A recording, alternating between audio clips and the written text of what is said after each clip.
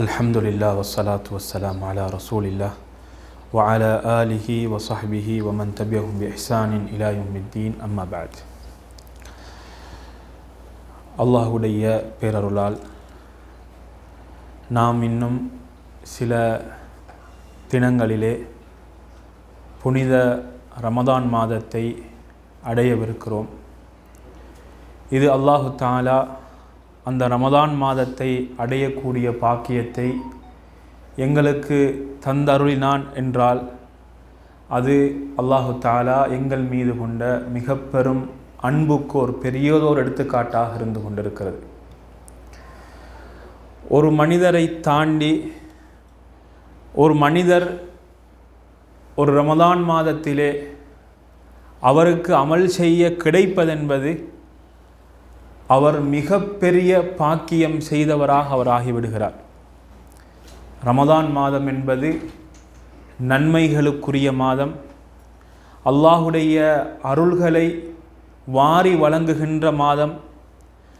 அந்த ஒரு மாதம் ஒரு மனிதன் சரியாக அமல் செய்து விட்டான் என்று சொன்னால், அந்த மாதத்தை சரிவர பயன்படுத்தி விட்டான் என்று சொன்னால், அவனுடைய வாழ்நாளிலே அவன் மிக பெரிய ஒன்றை அவன் அடைந்து விட்டான். அதற்கு பின் அந்த ரமலான் அவனை விட்டு செல்கின்ற பொழுது அவனுடைய பாவங்கள் எல்லாம் மன்னிக்கப்பட்டு அவன் நன்மைகளை கொள்ளையடித்தவனாகத்தான் அவன் காணப்படுவான். அப்படிப்பட்ட அருள்கள் நிறைந்த ஒரு மாதம் எங்களை வந்து அடையப் போகிறது.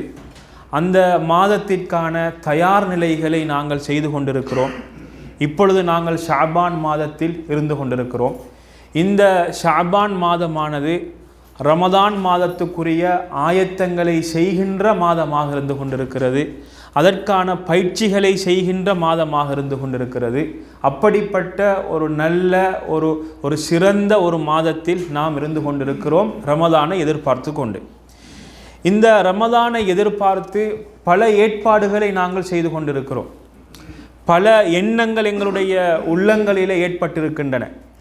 இந்த மாதம் ரமதானில் நான் எப்படி அமல்கள் செய்ய வேண்டும், இந்த மாத ரமதானிலே எனது இரவு தொழுகையை நான் நிம்மதியாகவும் அமைதியாகவும் நேரங்களை வீணாக்காமல் சரியான முறையிலே நிறைவேற்றுவதற்கு நான் எந்த மஸ்ஜிதை தேர்ந்தெடுப்பது என்ற எண்ணங்கள் எல்லாம் எங்களுடைய உள்ளங்களில் ஓடிக்கொண்டிருக்கும். எந்த மஸ்ஜிதுக்கு போனால் நேரம் வீணாகாமல், போவதற்குரிய நேரம் வருவதற்குரிய நேரம் வீணாகாமல், சமீபத்தில் இருக்க வேண்டும், நீண்ட சூறாக்கள் ஓத வேண்டும், நீண்ட நேரம் நின்று தொழ வேண்டும் என்ற எண்ணங்களோடு ஒரு மஸ்ஜிதை நாங்கள் எங்களுடைய மனதிலே நிறுத்தியிருப்போம்.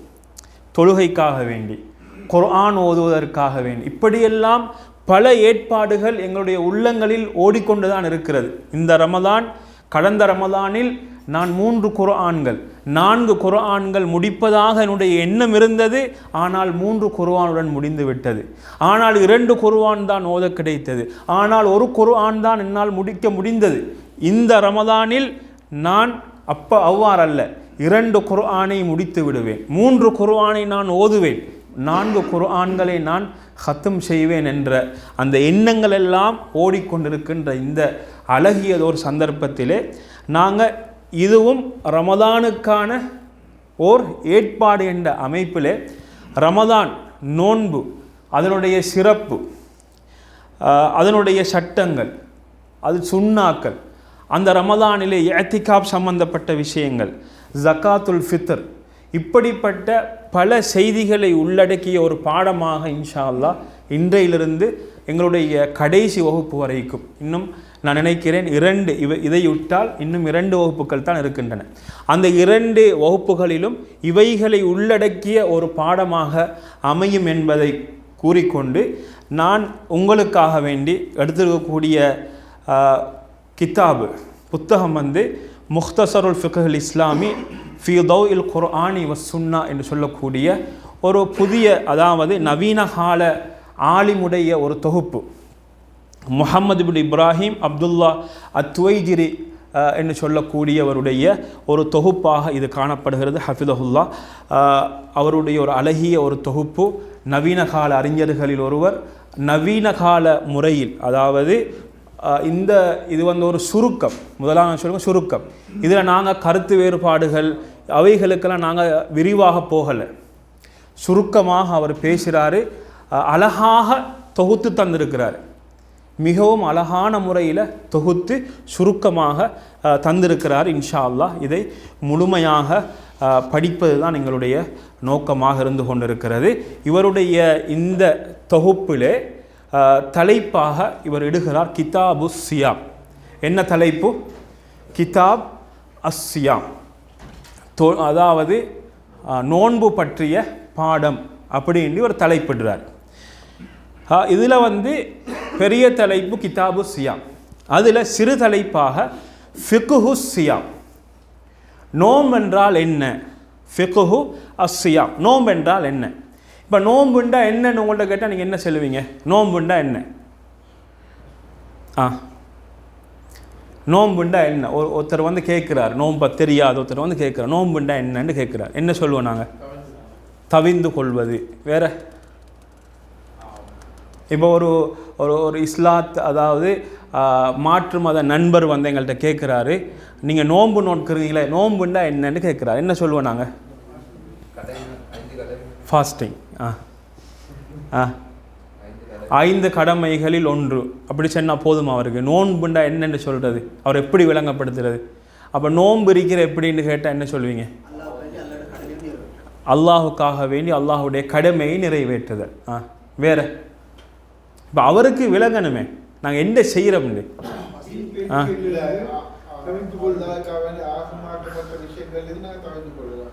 ஆகுமாக்கப்பட்ட விஷயங்கள் எல்லாத்துலேயுமே தவிர்த்து கொள்றா, அவனை ஒன்றுமே செய்யலாம் பேத்துரு. சரி, நோன்புண்டா என்னன்னு கேட்டால் நாங்கள் இதை ஒவ்வொரு வருஷமும் நாங்கள் படிக்கிற விஷயம், அதுக்காக தான் உங்கள்கிட்ட கேட்டேன் நான். சரி, இதில் என்னென்னா ஹுவல் இம்சாக், அரபில் சொல்லுவாங்க என்ன செய்கிறது, உண்ணாமல் இல்லையா, உண்ணாமல் முதலாவது, பருகாமல், தாம்பத்திய உறவில் ஈடுபடாமல், நோன்பை முறிக்கக்கூடிய ஏனைய காரியங்களில் ஈடுபடாமல், இரண்டாவது ஃபஜ்ர் எது? ஃபஜ்ரு சானி, ஃபஜ்ருடைய தொழுகைக்காக வேண்டி உதயமாகுமே, அந்த ஃபஜ்ரிலிருந்து சூரியன் மறைகின்ற வரைக்கும் நோன்பு பிடிக்கிறேன் என்ற நியத்தோடு அல்லாஹுவை வணங்குகின்றேன் என்ற அடிப்படையில் ஒருவர் இருந்தால் அதுக்கு என்ன சொல்கிறாரு? அதுக்கு நோன்பென்று சொல்வது. விளங்கிச்சா? இப்போ இப்படி ஒருத்தட்ட நீங்கள் சொல்லிட்டீங்கன்னா அவருக்கு முழுமையாக விளங்கியாச்சு. விளங்கிடுமா இல்லையா? விளங்கி. இதுதான் சோமுண்டா இப்படி ஒரு விளக்கத்தை சொல்லிட்டீங்கன்னா போதும். ரைட். இதில் இப்போ ஹிக்மத்து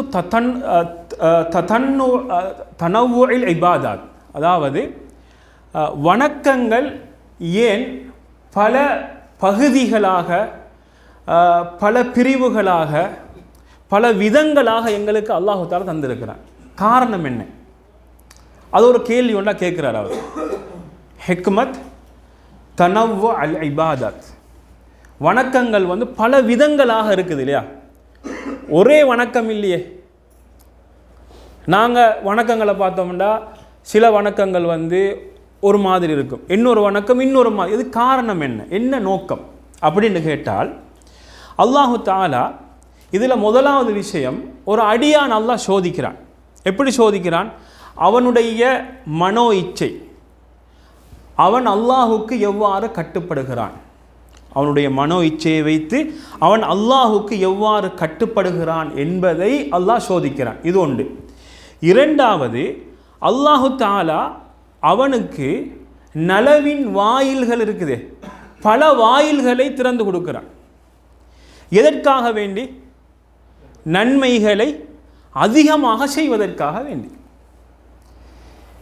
சரி, இப்போ வணக்கங்கள் எடுத்துக்கொண்டால், வணக்கங்களில் சிலது இருக்குது எப்படின்னு கேட்டால், தான் விரும்பியவைகளை விடுதல். உதாரணமாக நோன்பு.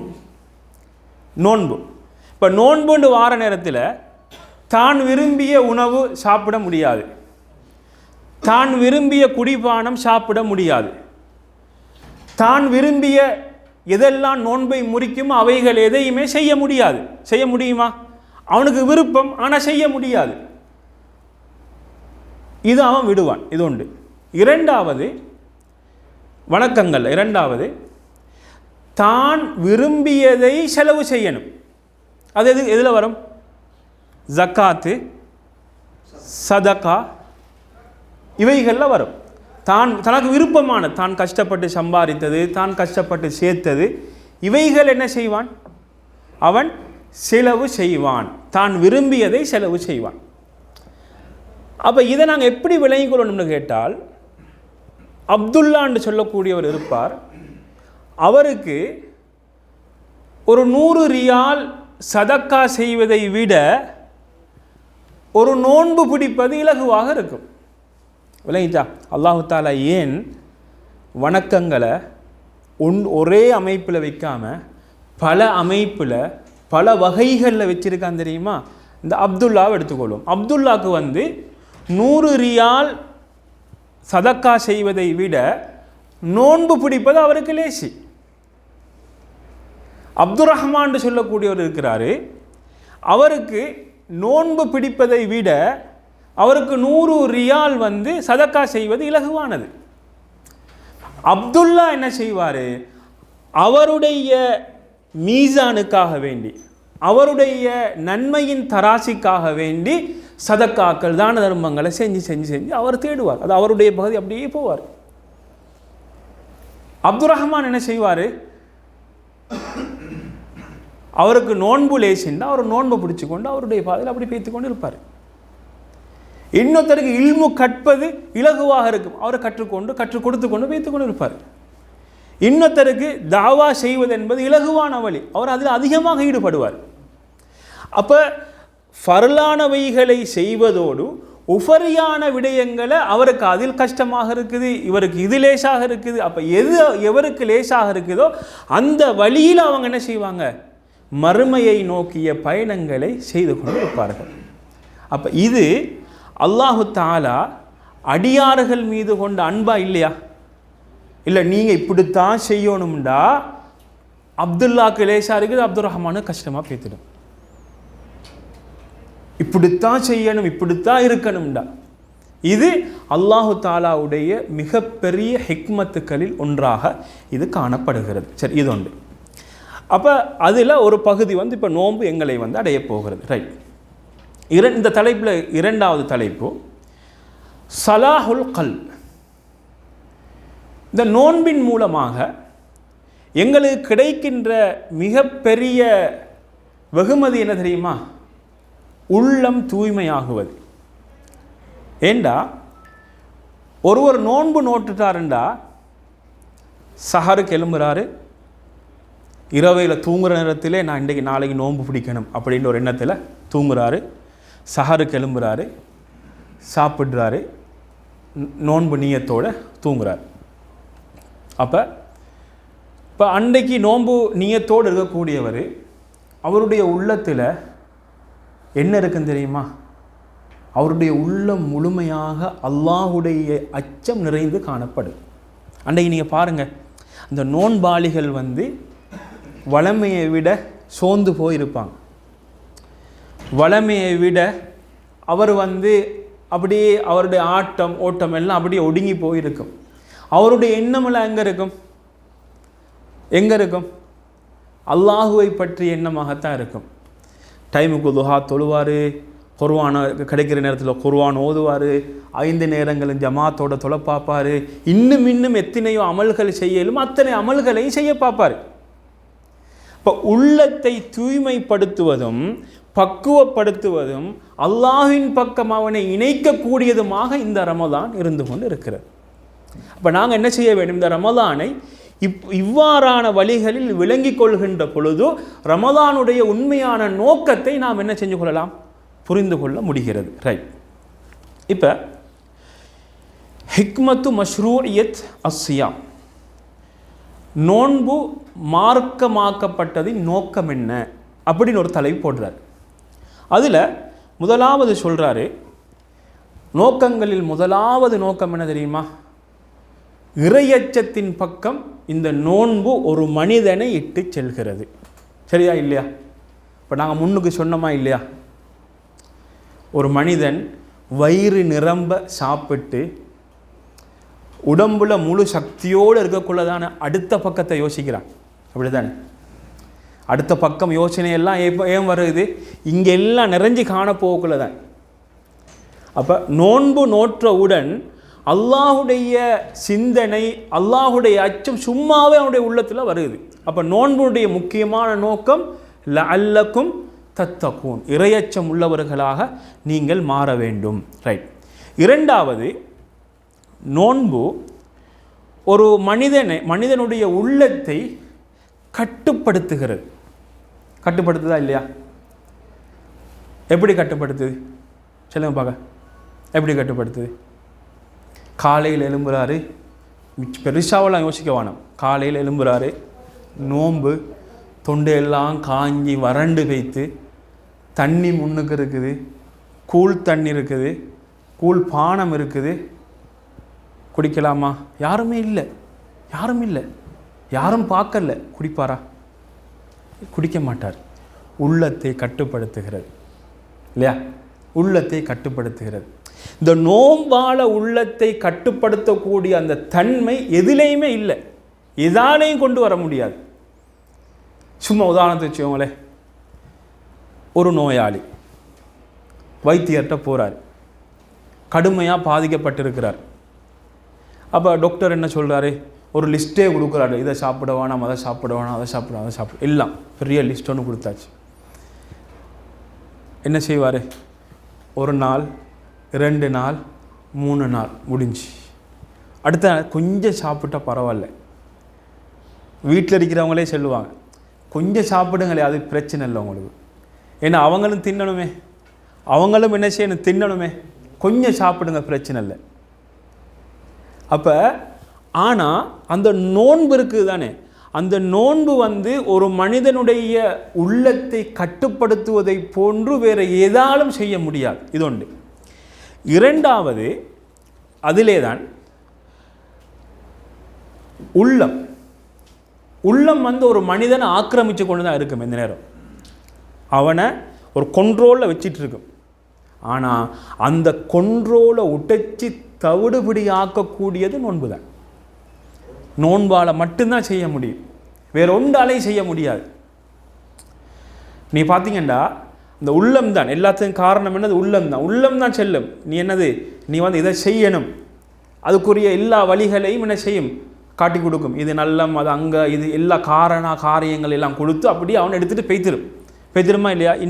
இன்ன நஃப்ஸ லஅம்மாரத்துன் பிஸ்ஸு. அல்லாஹ் சொல்கிறான், உள்ளம் கெடுதியை அதிகம் ஏவக்கூடியது, சொல்லிக்கொண்டே இருக்கும். அப்போ அந்த அவனை கட்டுப்படுத்துகின்ற அந்த உள்ளத்தை தவிடுபிடியாக்கக்கூடியது எது? நோன்பு மாத்திரம். ரைட். அதிலே இன்னொரு விஷயம் சொல்கிறாரு. இந்த உள்ளத்தை என்ன செய்யும்டா, பொறுப்புகள் இருக்குது தானே, பொறுப்புகளை தாங்கிக் கொள்ளக்கூடிய ஒரு பயிற்சி அது கொடுக்கும். எப்படி தாங்கிக் கொள்வது? பொறுப்பு தான். ஒரு நோன்பை பாதுகாக்கிறன்றது பெரிய பொறுப்பா இல்லையா? பெரிய பொறுப்பு. நாங்கள் சிறு வயதில் உங்களுக்கு ஞாபகம் இருக்கும், எந்த அளவுக்குண்டா நாங்கள் நோன்பை விளங்கியிருந்தோம் இல்லையா? சிறு வயசில் நாங்கள் அதிகமான விளங்கியிருந்தோம். அப்படின்னா நான் எச்சில் விழுங்குனா நோன்பு பெய்த்திரும், அதை துப்பிட்டு திரிஞ்ச காலமும் இருக்குது.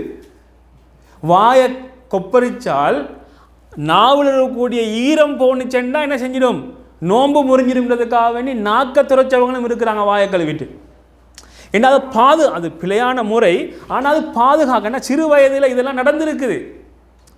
அப்போ அந்த நோன்பை பாதுகாக்கணும் என்ற அந்த பொறுப்பு இருக்குது தானே, அந்த பொறுப்புணர்ச்சியை கொடுக்கின்ற ஒன்றாக நோன்பு இருக்குது. இந்த உள்ளத்துக்கு பொறுப்புணர்ச்சியை கொடுக்கக்கூடியது. சரியா? அது ஒன்று. அடுத்தது அதிலே சொல்கிறாரு, வரக்கூடிய கஷ்டங்கள் இருக்குது தானே, கஷ்டங்களை பொறுமையோடு தாங்குகின்ற சக்திக்கு பயிற்சி கொடுக்கிறது உள்ளத்துக்கு. இந்த நோன்பு எவ்வளோ கஷ்டம் வரும். சஹர் செய்யக்கொள்ள நல்ல என்னது உஷாராயிப்பார். அது பிறகு ஃபஜ்ரெல்லாம் தொழுதுட்டு அப்படி தூங்கி எழும்பி வேலைக்கு போயிட்டு வந்து ஒரு 12 மணி ஆக போகல, சரி அந்த லஞ்ச் டைம் ஆகக்கொள்ள அப்படியே பௌத்திலிருந்து ஒரு சத்தம் உண்டு அப்படியே வரும் இல்லையா, அப்படியே வந்துருக்க போகல அப்படியே என்ன செய்யும். அப்போ அவருக்கு விளங்காமலுக்கே ஒரு பசி, ஒரு தாகம், ஒரு களைப்பு ஏற்படும். ஆனால் நான் நோன்பாளி, நான் யார்? நோன்பாளி. என்ன கஷ்டம் வந்தாலும் நான் இதை தாங்கிக் கொள்வேன் அப்படின்று அந்த உள்ளத்தை தாங்க வைக்கின்ற, கஷ்டங்களையெல்லாம் தாங்கிக் கொள்கின்ற ஒரு பயிற்சியை இந்த நோன்பு கொடுக்கிறது. கொடுக்குதா இல்லையா? கொடுக்குது. அப்போ எங்கேயுமே கிடைக்காத நலன்களும் பயிற்சிகளும் இந்த உள்ளத்துக்கு இந்த நோன்பு கொடுக்கிறது. ரைட், இது 2வது விஷயம். 3வது விஷயம் என்னென்னா, ஒரு முஸ்லிம் அவன் நோன்பாளியாக இருக்கின்ற பொழுது பசியை உணர்கிறான், அவனுடைய தேவையை உணர்கிறான். அப்போ உணர்கின்ற பொழுது அவன் என்ன யோசிக்கிறான்டா, நான் வசதியோடு இருந்து நோன்பு நோட்டத்துக்காகவே இந்த பசி வருது. இப்போ பசி வந்தால் எவ்வளோ பெரிய ஒரு கஷ்டமும் எவ்வளோ பெரிய ஒரு நோவினையும் எனக்கு ஏற்படுது. இப்போ வசதியே இல்லாத மக்கள், பசியோடே வாழக்கூடிய மக்கள், இப்போ அவங்க வந்து எவ்வளோ கஷ்டத்தை உணர்வார்கள். அப்போ அவங்களுக்கு சதக்கா செய்யணும், அவங்களுக்கு நல்லது செய்யணும், அவங்களுக்கு பண உதவி செய்யணும் என்ற எண்ணத்தை இந்த நோன்பு கொடுக்குது. 4வது, உள்ளத்தை கெட்ட எண்ணங்கள், கெட்ட செயற்பாடுகளை விட்டும் தூய்மை ஆக்குகிறது. 5வது, இதுதான் முக்கியமானது என்னென்னா, செமிப்பாட்டு தொகுதியை என்ன செய்யுது? அதுக்கு ஒரு ராகத்து கொடுக்குதா இல்லையா? அது எல்லாருடைய விஷயத்திலையும் சரி வருமானு தெரியாது. ஆனால் பொதுவாக என்ன செய்கிறது? செமிப்பாட்டு தொகுதிக்கு ஒரு ராகத் கொடுக்குது இல்லையா? ராகத் கொடுக்குதா இல்லையா? ராகத் கொடுக்குது. எப்படி ராகத் கொடுக்குது? எப்படி? குறிப்பிட்ட நேரத்தில் உண்டாச்சு, அடுத்தது குறிப்பிட்ட நேரத்தில் தான். அது வரைக்கும் உணவு கிடையாது, நீர் கிடையாது, எந்த ஆகாரமும் கிடையாது. அப்போ அந்த அமைப்பில் வந்து செமிப்பாட்டு தொகுதிக்கு என்ன கிடைக்கிறது? இதன் மூலமாக ராகத் கிடைக்கிறது. சரி, இப்போ ஃபிக்ஹு சியாம்னு சொல்லி ஒரு தலைப்பு போடுறார். ஃபிக்ஹு சியாம், நோன்பென்றால் என்ன? மறுபடியும் ஒரு கேள்வி, பொதுவான ஒரு கேள்வி. அதுக்கு இவர் சொல்கிறாரு, நோன்பை வந்து 2 பகுதிகளாக பிரிக்கலாம். சௌமுன் அஸ்கர், சௌமுன் அக்பர். சௌமுன் அஸ்கர் என்று சொன்னது நாங்கள் இவ்வளோ நேரம் பார்த்தோமே, இது சாதாரணமான நோன்பு. சௌமுன் அக்பர் என்று சொல்வது வந்து ஒரு மனிதன் வயதுக்கு வந்ததிலிருந்து மரணிக்கின்ற வரைக்கும் பாவமான செயற்பாடுகள், பாவமான எண்ணங்கள் எதுவுமே செய்யாமல் அப்படியே இருந்து மரணிப்பது, இது சௌமுன் அக்பர். அதை சொல்கிறாரு, இந்த சௌமுன் அஸ்கர் இருக்குதானே, இந்த சௌமுன் அஸ்கர் எது நாங்கள் சாதாரணமாக பிடிக்கக்கூடிய நோன்பு, இந்த நோன்பு எதுக்கு வழிவகுக்கிறது? சௌமுன் அக்பர். எப்படி? அல்லாஹு தாலா பயிற்சி. சரி, அல்லாஹு தாலா என்ன சொல்கிறான்? யா அய்யுஹல்லதீன ஆமனு குத்திப அலைக்குமுஸ் சியாமு கமா குத்திப அலல்லதீன மின் கப்லிக்கும் லஅல்லக்கும் தத்தகூன். லஅல்லக்கும் தத்தகூன், உங்களுக்கு நோன்பு விதியாக்கப்பட்டிருக்கிறது. எதற்காக வேண்டி? நீங்கள் இறையச்சம் உள்ளவர்களாக மாறுவதற்கு. இறையச்சம் என்னது? அல்லாஹுவை பயந்தவர்களாக வாழ்வதற்காக வேண்டி. அப்போ அல்லாஹுவை பயந்தவர்கள் என்றால் ஹராமான எந்த காரியங்களும், எந்த எண்ணங்களும், எந்த செயற்பாடுகளிலும் ஈடுபடாமல் இருப்பதற்காக வேண்டி. அப்போ சௌமுன் அஸ்கர் என்பது அது, சௌமுன் அக்பர் என்பது அது. அப்போ நாங்கள் அந்த நோன்பை வந்து இப்படியெல்லாம் விளங்க வேண்டும் என்ற பகுதியை அவர்கள் அழகாக சொல்லிவிட்டு அடுத்த 2வது பெரிய தலைப்பாக கொண்டு வருகிறார்கள், ஃபதாயிலு சியாம், நோன்பின் சிறப்புக்கள். அதில் நோன்பின் சிறப்புகள்னு சொல்லிட்டு மக்கானத்து சியாம், இஸ்லாத்தில் நோன்பினுடைய நிலைப்பாடு என்ன என்ற ஒரு சிறிய தலைப்பு கொண்டு வரான். அதில் நோன்பினுடைய இஸ்லாத்தின் நிலைப்பாட்டில் இஸ்லாமிய கடமைகளில் எத்தனையாவது கடமை நோன்பு?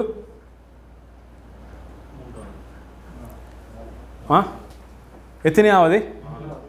3, 4வது கடமை இல்லையா? 4வது கடமை. சரி, அதே நேரத்தில் அல்லாஹு தாலா இந்த நோன்பை ஹிஜ்ரி எத்தனையில் கடமையாக்கினான்? எத்தனையில்? ஹிஜ்ரி 2ல். எத்தனையாவது கடமையாக்கினான் அல்லாஹு தாலா? ஹிஜ்ரி 2ல் இந்த ரமலான் மாதத்தில் நோன்பு நோன்பதை அல்லாஹு தாலா கடமையாக்கினான். சரி, அப்போ இது ஒரு கண்ணியமானது, சிறந்தது என்பதற்காக வேண்டி இந்த சமூகத்திற்கும் இதற்கு முன்னால் வாழ்ந்த சமூகத்துக்கும் கடமையானதாக அல்லாஹ் ஆக்கினார். ரசூல் ஸல்லல்லாஹு அலைஹி வஸல்லம் அவர்கள் மரணிக்கும் வரையில் எத்தனை நோன்புகள் நோட்டார்கள்? எத்தனை நோன்புகள்? ரசூல் ஸல்லல்லாஹு அலைஹி வஸல்லம் அவர்கள் எத்தனை நோன்புகள் நோட்டார்கள்? 9 நோன்புகள். ஜஸாக்குமுல்லாஹ் ஹைரா. 9 நோன்புகள் நோட்டார்கள். சரி, இப்போ ஃபதுலு ஷஹரு ரமதான், ரமதான் மாதத்தினுடைய சிறப்பு என்ன அப்படின்னு கேட்டால் அதுக்கு சில ஆதாரங்கள் நாங்கள் பார்க்கலாம். அல்லாஹு தாலா திருமறையிலே சொல்கிறான், நீங்கள் பாருங்கள், ரமதான் மாதத்தின் சிறப்பு. அதில் அல்லாஹு தாலா திருமறையில் கூறுகிறான், ஷஹரு ரமதான் அல்லதி உன்சில ஃபீஹில் குர்ஆன். ரமதான் மாதத்தை அல்லாஹு தாலா சொல்கின்ற பொழுது அதனுடைய மிக முக்கிய சிறப்பாக என்ன சொல்கிறான்? உன்சில ஃபீஹில் குர்ஆன், அதில் குர்ஆன் இறக்கப்பட்டது. அப்போ ரமதான் மாதத்திற்கும் குர்ஆனுக்கும் மிக பெரியதொரு நெருக்கம் இருக்கிறது. இப்போ ரமதான் மாதத்துடைய சிறப்புகளில் மிகப்பெரிய சிறப்பாக காணப்படக்கூடியது குர்ஆன், அதில் அருளப்பட்டது. இது ஒன்று.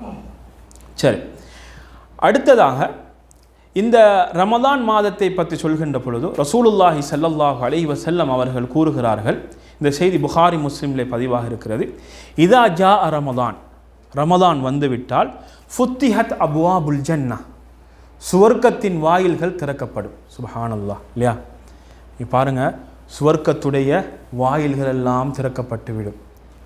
அப்போ நோன்பாளிகளான எங்களை வரவேற்பதற்காக வேண்டி, எங்களை அதனுள்ளே நுழைவிப்பதற்காக வேண்டி சுவர்க்கத்தின் வாயில்கள் திறக்கப்படும்.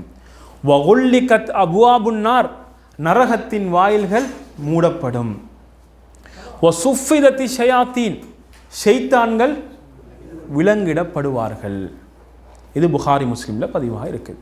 சரி, ஷைத்தான்கள் விலங்கிடப்படுவார்கள் என்னென்னு கேட்டால், ஷைத்தான்களுடைய ஊசலாட்டங்கள் இருக்காதா, தாக்கங்கள் இருக்காதா அப்படின்னு கேட்டால் தாக்கம் இருக்கும், ஆனால் குறைவாக இருக்கும்.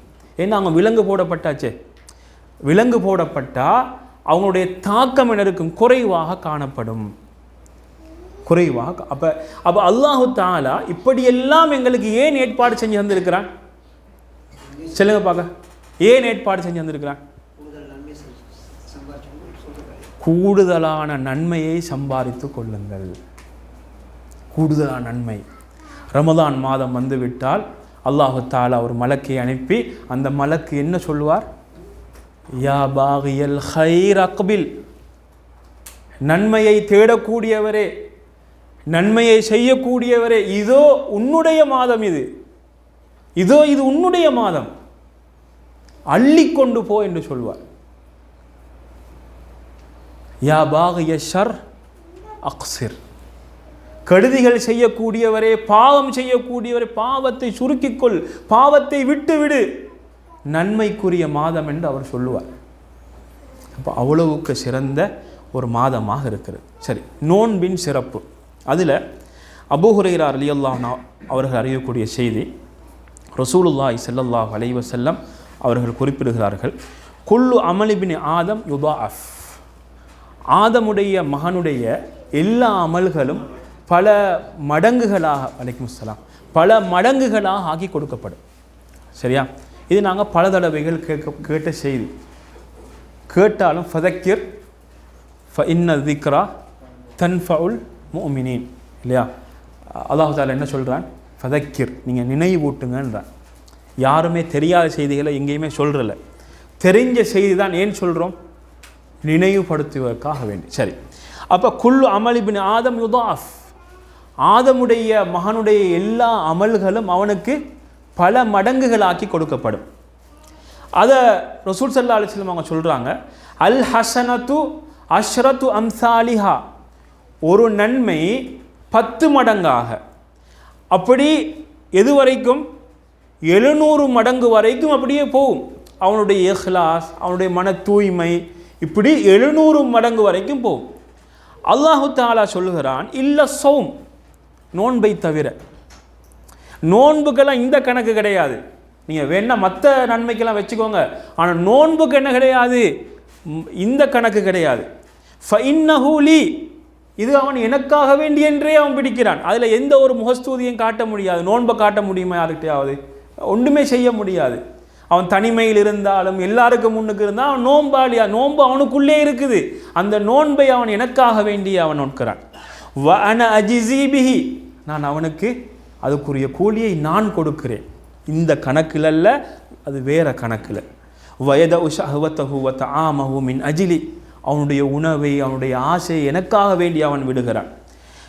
லிஸ்ஸாஇமி ஃபர்ஹத்தான், நோன்பாளிக்கு 2 சந்தோஷங்கள் இருக்கின்றன.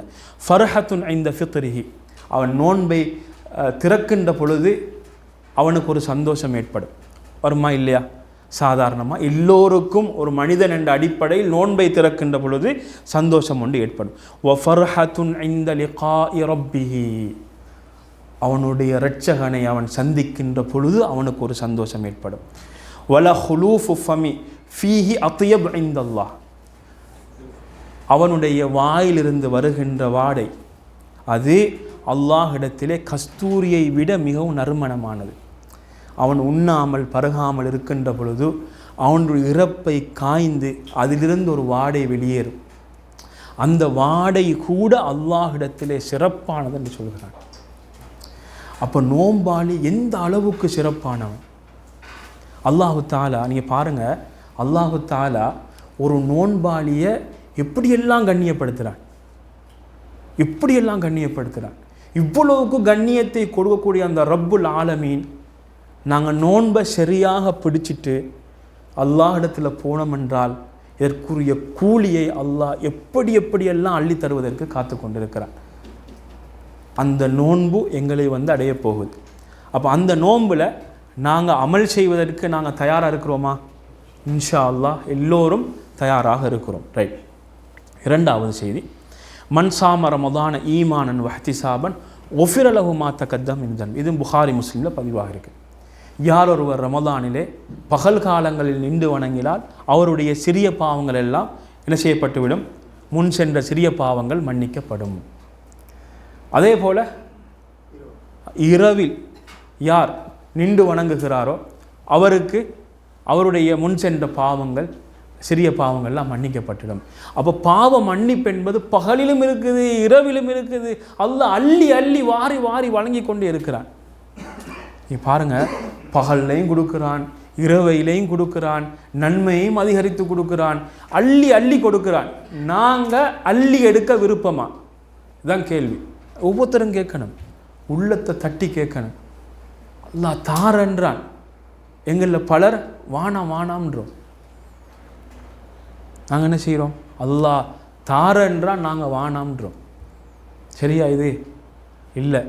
நாங்கள் அல்லாஹ் தா நாங்கள் பறித்து நாங்கள் எடுத்து அப்படி கொள்ளை அடிக்கக்கூடிய ஒரு மாதம் எங்களை நோக்கி இருக்கிறது. அதே போல் சஹல் இப்னு சஅத் ரலியல்லாஹு அன்ஹு அவர் அறிக்கக்கூடிய செய்தி, ரசூலுல்லாஹி ஸல்லல்லாஹு அலைஹி வஸல்லம் அவர்கள் கூறுகிறார்கள், ஃபில் ஜன்னதி சமானியத்து அப்வாப். பாருங்கள் எப்படி சிறப்புண்டு. சுவர்க்கத்துக்கு 8 வாயில்கள் இருக்கின்றன. ஃபீஹா பாபுன் யுசம்மா அர்ரையான், அதில் ஒரு வாயில் இருக்கிறது அர்ரையான். அதோடைய பேர் என்னது? அர்ரையான். லா யதுஹுலுஹு இல்லா ஸாயிமூன், நோன்பாளிகள் மட்டுமே அதில் நுழைவார்கள். சுப்ஹானல்லாஹ். நோன்பாளிகளுக்குரிய சிறப்பு, நோன்பாளிகளுக்கு உள்ள ஒரு சிறப்பாக தனி அம்சமாக ரசூலுல்லாஹி ஸல்லல்லாஹு அலைஹி வஸல்லம் அவர்கள் இங்கே குறிப்பிடுகிறார்கள். சரி, இப்போ 3வது பெரிய தலைப்பு, அஹ்காமு ஸியாம். அஹ்காம் அஸ்ஸியாம், நோன்பின் சட்டங்கள். சரி, அதில் இவங்க ஒரு சிறிய தலைப்பாக கொண்டு வராங்க, ஹுக்மு சௌமி ரமதான். ரமதான் மாதத்தில் நோன்பு நோட்பதன் சட்டம் அப்படின்னு ஒரு தலைப்பு கொண்டு வரான். அதில் சொல்கிறாங்க, எஜிபு சௌம ரமதான் அலா குல்லி முஸ்லிம், ஒவ்வொரு முஸ்லிமுக்கும் நோன்பு நோட்பது கட்டாயம். பாலிக், முஸ்லிம் பாலிக், பாலிக் என்னது? பருவ வயதை அடைந்திருக்கக்கூடியவர். ஆக்கில், ஆக்கில்னா புத்தி சாதுலியமாக உள்ளவர். காதிர் அல சௌம், நோன்பு பிடிப்பதற்கு சக்தி உள்ளவர். முகீம், முகீம்டா பிரயாணி அல்லாமல் இருக்கக்கூடியவர். ஆணாக இருந்தாலும் சரி பெண்ணாக இருந்தாலும் சரி. பெண் என்று வருகின்ற பொழுது அவர்களுக்கு விசேடமாக மாதவிடாய், அதே போன்று பிள்ளை பேரின் மூலமாக ஏற்படக்கூடிய தீட்டு. அப்போ இந்த இவைகள் இல்லாத காலங்களாக இருக்கின்ற பொழுது அப்போ இது சொல்லப்பட்ட இவர்கள் இந்த அடிப்படையில் இருந்தால் அவர்களுக்கு நோன்பு நோட்பது கட்டாயம். சரி, நீங்கள் பாருங்கள், இதில் ஒவ்வொரு முஸ்லீம் காஃபிரு கடமையா? இல்லை. சிறிய பிள்ளைகளுக்கு கடமையா? பருவ வயது அடையாதவர்கள் கடமையா? கடமை இல்லை.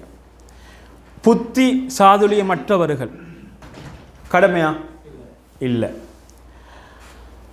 நோன்பு பிடிப்பதற்கு சக்தியற்றவர்களுக்கு நோன்பு பிடிப்பது கடமையா? இல்லை. பிரயாணிக்கு கடமையா? கடமை கிடையாது.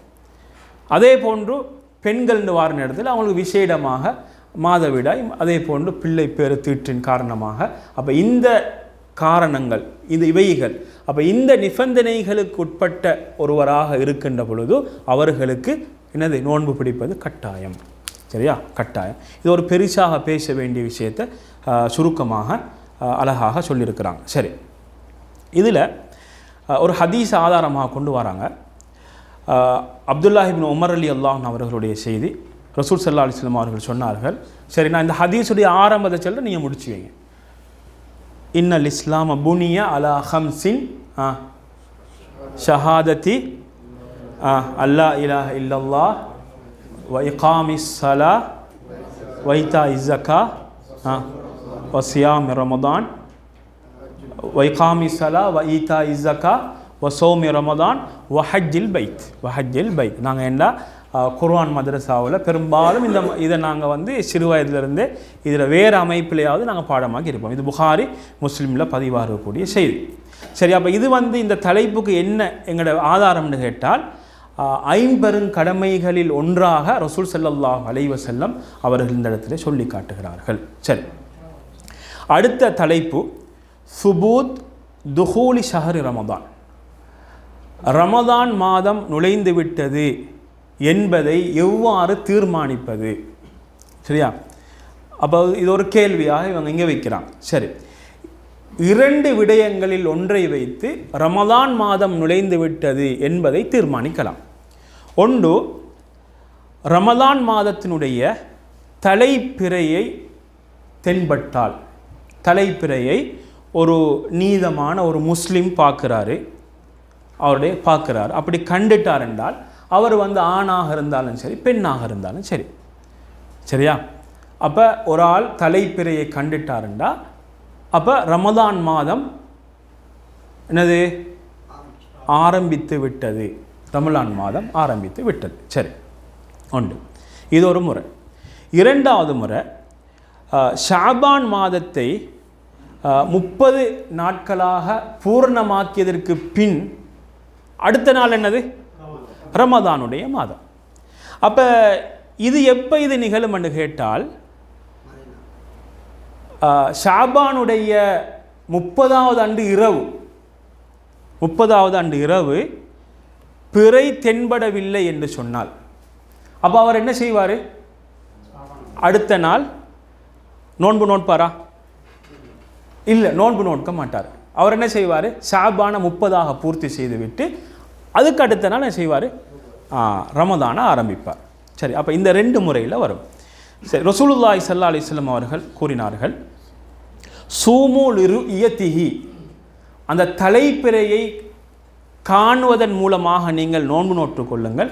வஃப்திரு லிருயதிஹி, அதை காணுவதன் மூலமாக நீங்கள் நோன்பை விடுங்கள். ஃபைன் உப்பிய அலைக்கும், அந்த தலைப்பிறை உங்களுக்கு தென்படாமல் தடை ஏற்பட்டால் ஃபஅக்மிலு இத்தத ஷஅபான ஸலாஸீன், நீங்கள் என்ன செய்யுங்க? ஷஅபானை 30ஆக பூர்த்தி செய்யுங்கள் அப்படின்ட்டு ஹதீஸ் வருது. இது புகாரி முஸ்லீம் போன்ற கிரந்தங்களில் நீங்கள் பார்க்கலாம்.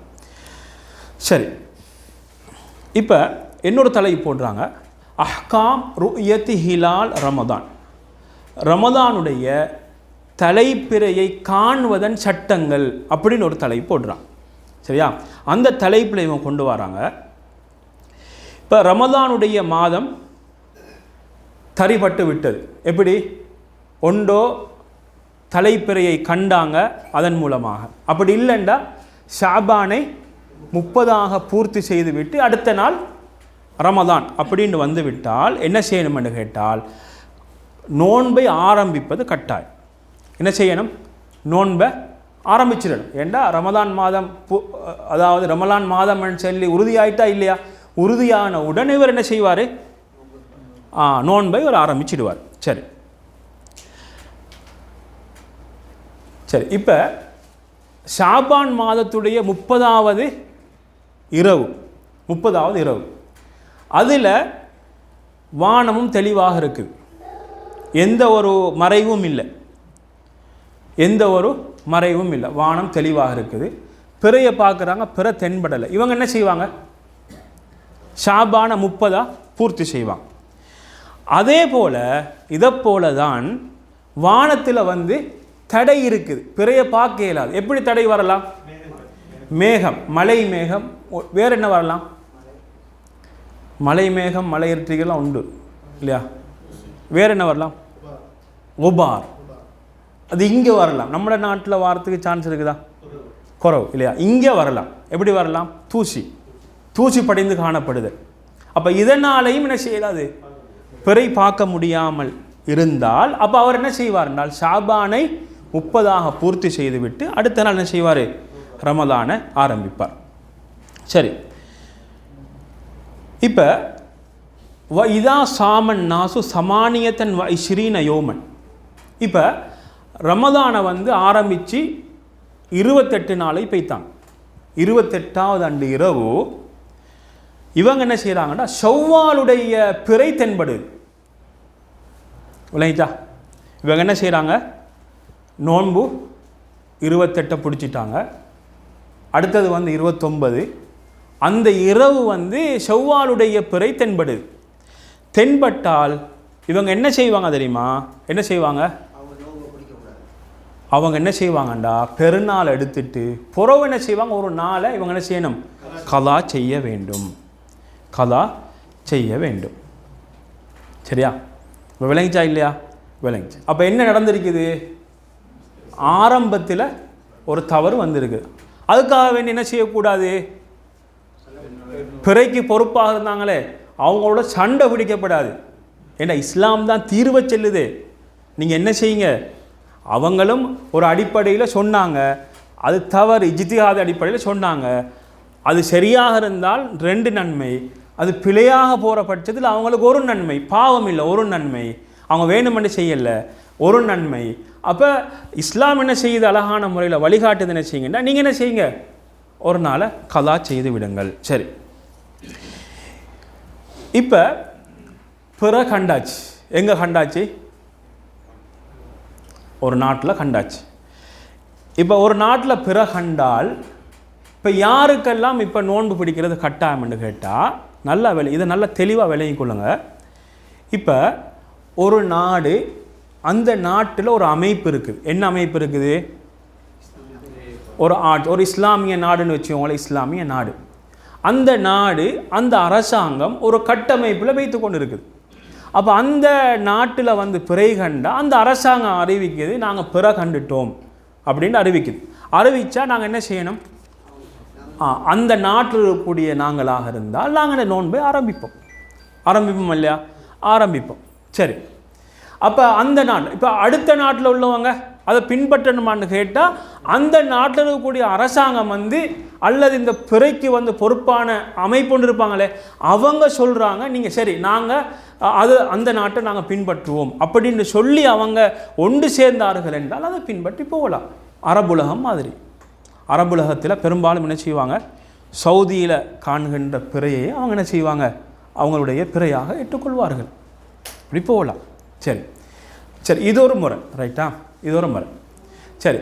அப்போ இதில் அடுத்த விஷயம் என்னென்னு கேட்டால், இப்போ ஒருவர் என்ன செய்கிறாருண்டா பிறையை கண்டாரா இல்லையா? தலை பிறையை கண்டு அறிவித்தார். ஆனால் அவருடைய செய்தி ஏற்றுக்கொள்ளப்படவில்லை. அப்படி நடக்குதா இல்லையா? நடக்கலாம். சில காரணங்களை வச்சு அவருடைய செய்தி ஏற்றுக்கொள்ளப்படலை. இவர் என்ன செய்வார்? ஏண்டா இவருக்கு நோன்பு ஆரம்பிச்சிட்டா இல்லையா, இவர் நோன்பை பிடிப்பார். இவர் என்ன செய்வார், இவருடைய நோன்பை இவர் ஆரம்பிப்பார். சரி, இப்போ அடுத்த தலை போட்டுறாரு, ஹுக்மு இஅலான் துஹூல் ரமதான். ரமதான் மாதம் வந்துவிட்டது என்பதை எப்படி அறிவிக்கிறது அப்படின்னு கேட்டால், இது அறிவிக்கிறது தனிநபர் அல்ல. இது என்ன செய்யணும்டா, ஒரு நாடு இஸ்லாமிய நாடுன்னு வார நேரத்தில் அவங்களுக்கிட்ட ஒரு அமைப்பு ஒன்று இருக்கும், அல்லது அந்த நாடு என்ன செய்யுது ஒஃபீஷியலாக என்ன செய்வாங்க, அவங்களுக்கு அறிவிக்கலாம். இன்றைக்கு தான் அறிவிக்கிறதுக்கு இலகுவான வழிகள் இருக்குது, அறிவிக்கலாம். அப்படி இல்லை, இது இஸ்லாமிய நாடு அல்ல, பெரும்பான்மையாக அந்நிய மக்கள் வாழக்கூடிய ஒரு நாடாக இருக்குது.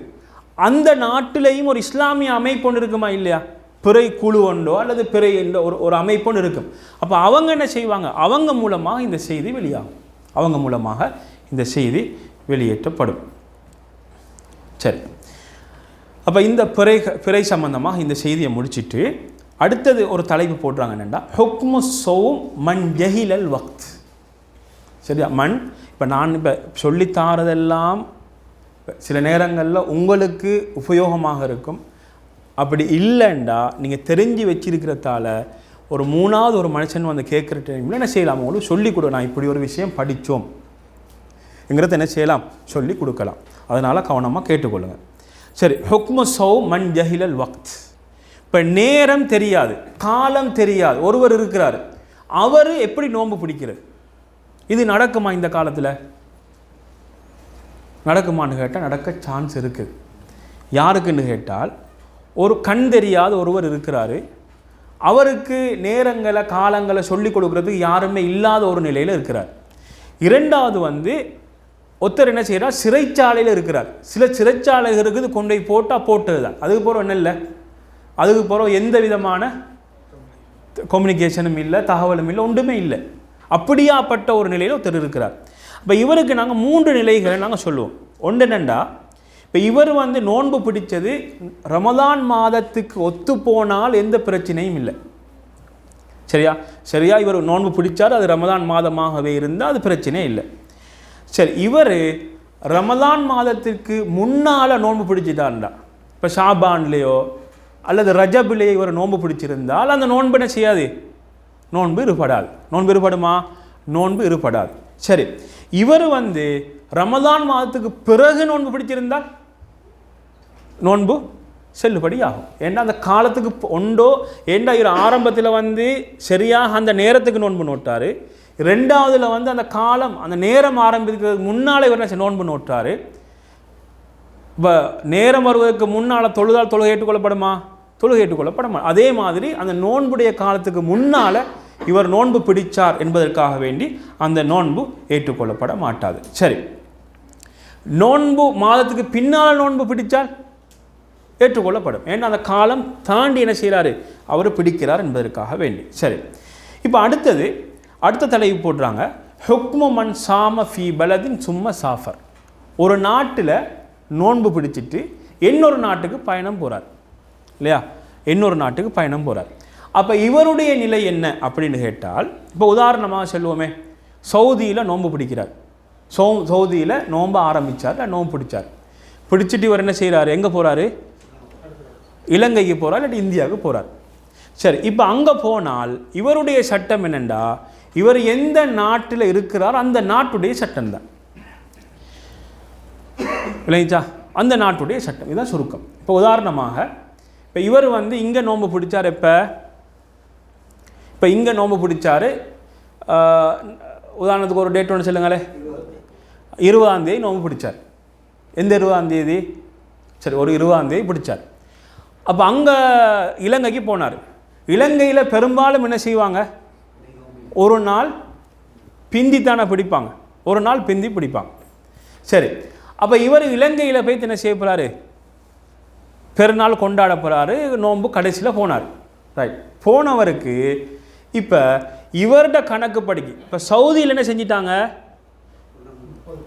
29 முடிஞ்சு 30ஆவது ஆண்டு பிறகண்டாங்க, அதான் பிறகண்டாங்க, 30ஆவது ஆண்டு பெருநாள் எடுக்கிறாங்க. ஆனால் இலங்கையில் என்ன இல்லை, அங்கே நோன்பு. அப்போ இவர் என்ன செய்வார், நோன்பு தான் வைக்கணும், நோன்பு தான் வைக்கணும் இல்லைங்களா, நோன்பு தான் வைக்கணும். அதுக்கு மாற்றமாக எப்படி அதுக்கு மாற்றமாக இன்னொரு நாட்டுக்கு போனார். அங்கே போனால் நோன்பு குறைய இருக்குது. 28 அங்கே பெருநாள் எடுத்துட்டாங்க. யாருக்கு 28? இவருக்கு 28. அவங்களுக்கு சரிதான், ஆனால் இவருக்கு 28 பெருநாள் எடுத்துட்டாங்க. பெருநாள் எடுத்தா சந்தோஷமாக பெய்த்து ஒரு நோன்பு அப்படியா? இல்லை, இவர் என்ன செய்யணும்? பெருநாளைக்கு போகிற ஒரு நோன்பு இவர் கலா செய்யணும். இவர் என்ன செய்யணும்? நோன்பை கலா செய்யணும். சரி, அதே போல் இதுக்கு இன்னொரு மாற்றமும் நடக்கும். எப்படின்னா, இவர் போகிற ஊரில் 30வது நோன்பையும் பிடிச்சிருப்பாங்க. ஆனால் இவருக்கு எப்படி வந்திருக்கும்? சில நேரத்தில் 31 இருக்கும். இவருக்கு நோன்பு விடலாமா? இல்லை, அவங்களோட சேர்த்து நோன்பு பிடிக்கத்தான் வேணும். அவங்களோட சேர்த்து நோன்பு பிடிக்கத்தான் வேண்டும். அப்போ விளைஞ்சாப்பா இது சுருக்கமாக என்னென்னா, நீங்கள் எந்த ஊர்லேருந்து நோன்பு காலங்களில் போகிறீங்களோ அந்த ஊருடைய சட்டத்தை என்ன செய்யணும்? பின்பற்ற வேண்டும். சரி, ரைட். அடுத்தது அஹ்காம் நீயத்து சியாம், நோன்பினுடைய நீயத்தினுடைய சட்டங்கள் அப்படின்னு சொல்லி ஒரு தலைப்பு போடுறாங்க. அதில் ஒரு ஈமானிய ஒரு செய்தி ஒன்றை இவங்க குறிப்பிட்டாங்கன்னெண்டா, ஒரு நோன்பு பிடிக்கக்கூடிய ஒருவர் கடைப்பிடிக்க வேண்டிய முக்கியமான நீயத்துக்கள் ஒன்றுனெண்டா, இவர் நோன்பை நான் அல்லாஹுக்காக வேண்டி நோக்கிறேன். என்ன இருக்கணும்? அல்லாஹுக்காக வேண்டி அவனுடைய பரிபூர்ணமான நன்மையை எதிர்பார்த்து என்ற எண்ணம் அவருடைய உள்ளத்தில் ஆழமாக இருக்கின்ற பொழுது ரமலானுடைய நோன்புடைய முழு நன்மைகளை இவர் பெற்றவராக ஆகிவிடுவார். சரி, ரெண்டாவது இவர் சொல்கிறார் என்னென்னா, வாஜிபான நோன்பு. இப்போ வாஜிபான நோன்பை பொறுத்த மட்டும் ஃபஜ்ர் உதயமாகுவதற்கு முன்னால் என்ன செய்யணும்? சாப்பிடணுமா? நீயத்து வைக்கணும். என்ன செய்யணும்? ஃபஜ்ர் உதயமாகத்துக்கு முன்னால் நீயத்து வைக்கணும். மௌலவி சஹர செல்லவும் இல்லை, நீயத்தை செல்றீங்கன்னு செல்லாமல் வைக்கணும் இல்லையா? சரி, சஹரு பின்னுக்கால வரும். அப்போ என்ன செய்யணும்? அப்போ ஃபஜ்ர் உதயமாவதற்கு முன்னால் இவர் என்ன செய்வார்? நீயத்து வைக்க வேண்டும். அப்போ அந்த நீயத்து எங்கே இருக்கணும்? இரவு நேரங்களில் என்ன செய்ய வேண்டும்? நீயத் வர வேண்டும். சரி, அதே நேரத்தில் முழு ரமதானுக்கும் ஒரு நீயத்து போதுமா?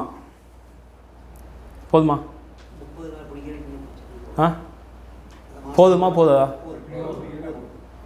இதெல்லாம் அவங்களுக்கு தெரிஞ்ச விஷயம், நான் சும்மா ரிப்பீட் பண்ணுற மாதிரி தான். என்னது? போதுமா இல்லையா? போதும். சரி, அப்போ இவர் என்ன முதலாவது நோன்பில் இவர் என்ன இவருடைய உள்ளத்தில் பொதுவாக எல்லாருடைய உள்ளத்திலும் என்ன வரும்? இந்த மாதம் முழுமையாக சீராக நோன்பு பிடிக்கணும் என்ற ஒரு எண்ணத்தோடு தான் நாங்கள் என்ன செய்வோம்? நோன்பு பிடிப்போம். அப்போ அந்த ஒரு எண்ணம் போதுமானது. சரி, அதே போன்று ஒருவர் என்ன செய்கிறாருன்னா,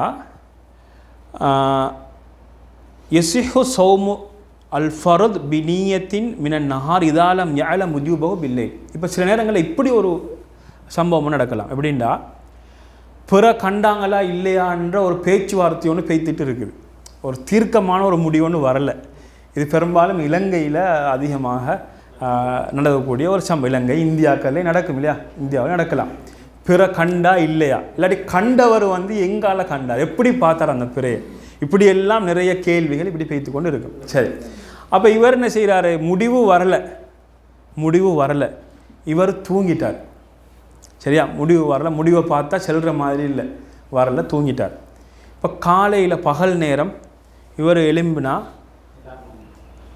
நோம்புண்ட செய்தி ஒன்றோ அவங்க அறிவிக்கிறாங்க. பகல் நேரம் என்ன செய்கிறாங்க? பகல் நேரம் தான் அறிவிக்கிறாங்க. அந்த பகல் நேரத்துக்குள்ளே இவர் என்ன செஞ்சிட்டாரு? இவர் சாப்பிட்டார், குடித்தார், எல்லாம் செஞ்சார். அறிவித்த உடனே நோன்பு அப்படின்னு சொல்லி ஆரம்பித்தார். இவருடைய நிலை என்ன அப்படின்னு கேட்டால், இவர் அந்த நேரத்தில் இருந்து நோன்பு நோற்றால் இவருடைய நோன்பு செல்லுபடி ஆகும். ஏண்டா கட்டாயம் என்பது அவருக்கு எப்போ தெரிய வந்துச்சு? பகல் தான் அவருக்கு தெரிய வந்துச்சு. அப்போ அந்த அடிப்படையில் அவருக்கு என்ன செய்ய தேவையில்லை? கலா செய்யணுமா? அதை கலா செய்ய தேவையில்லை. சரி, இப்போ அடுத்தது நோன்பு கட்டாயமான ஒருவர் என்ன செய்கிறாருண்டா, மன் வஜப அலைஹி சௌம் நஹாரன், இப்போ சில ஆட்கள் இருக்கிறாங்க எப்படின்றால் அவருக்கு வந்து பகல் நேரத்தில் தான் நோன்பு கட்டாயம் என்ற ஒரு நிலைக்கு வராரு. உதாரணம் மட்டும் சொல்லுங்க பார்க்க. ஒருவர் இஸ்லாத்துக்கு வாராரு. எப்போ வாராரு? நோன்புல பகல் நேரம் இஸ்லாத்துக்கு வாராரு. ரைட்.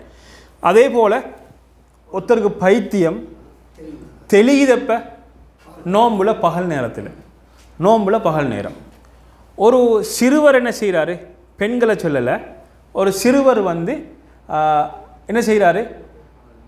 பருவ வயதை எப்போ அடைகிறாரு? பகல் நேரத்தில். பருவ வயதை பகல் நேரத்தில் அடைகிறார். அப்போ இந்த நேரத்தில் வந்து அவங்களுக்கு அந்த எப்போ கட்டாயமானிச்சோ அந்த நேரத்தில் இருந்து அவர் நியத்தை வச்சு நோன்பு பிடிச்சால் போதுமானது. அவங்களுக்கு என்ன செய்ய தேவையில்லை, அன்றைய நாளுடைய நோன்பை கலாச்சிய தேவையில்லை.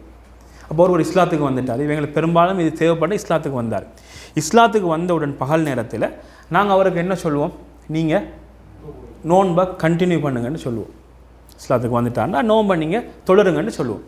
அப்போ அவர் தொடர்ந்தார்ன்னு சொன்னால் அந்த நாளுடைய நோன்பை கலா செய்யணுமா? கலா செய்ய தேவையில்லை. சரி, அடுத்த விஷயம் என்னென்னா, ஒருவர் வந்து என்ன செய்கிறார் என்றால் நோன்பை உடப்போறன் அப்படின்னு உறுதியான ஒரு நியத்து வச்சுட்டார். நோன்புடைய பகல் நேரத்தில் நான் நோன்பை உடப்போறேன் நியத்து வச்சுட்டார், உறுதியாக மனசில் வச்சுட்டார். அப்போ என்ன நடக்கும்? நோன்பு முறியுமா முறியாதா? நோன்பு பெய்த்திடும். நோன்பு என்ன செஞ்சிடும்? நோன்பு முறிஞ்சிடும். அவருக்கு அவர் சாப்பிட்டாலும் சரி சாப்பிடலாட்டும் சரி நோன்பு முறிந்து விடும். சரி, அப்போ நாங்கள் என்ன செய்வோம்? இந்த அளவோடு நாங்கள் என்ன செஞ்சு கொள்வோம்? இன்றைய பாடத்தை நாங்கள் முடிச்சு கொள்வோம் இன்ஷா அல்லாஹ். இதனுடைய தொடரை நாங்கள் சட்டங்கள் தான். அப்போ என்னுடைய தொடர முக்கியமான பல சட்டங்கள் இன்னும் இருக்குது. அப்போ அவைகளை இன்ஷா அல்லாஹ் எங்களுடைய அடுத்த வகுப்பினூடாக நாங்கள் பார்ப்போம்.